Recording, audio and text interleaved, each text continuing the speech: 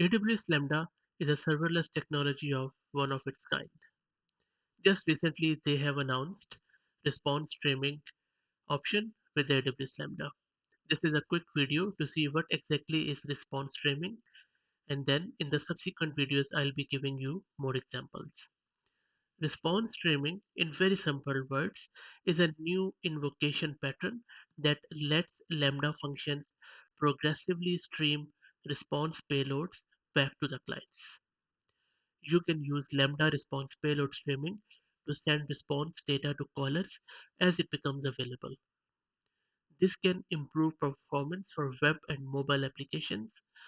Response streaming also allows you to build functions that return larger payloads and perform long running operations while reporting incremental progress.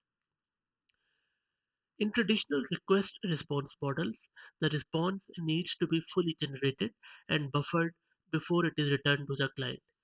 Of course, this can delay the time to first byte performance while the client waits for the response to be generated. And as you know, web applications are especially sensitive to this delay, and also it impacts the page load performance.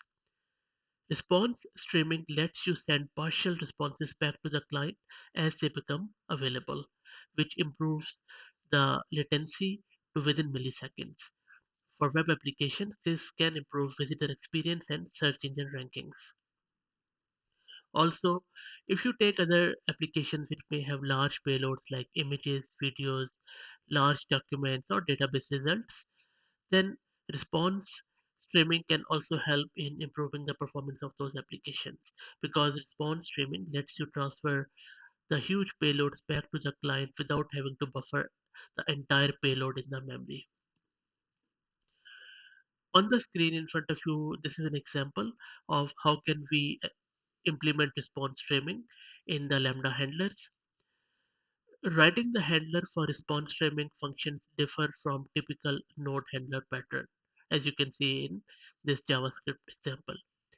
To indicate to the runtime that Lambda should stream your function responses, you must wrap your function handler with the streamify response decorator, which is in the line number 5 on this example.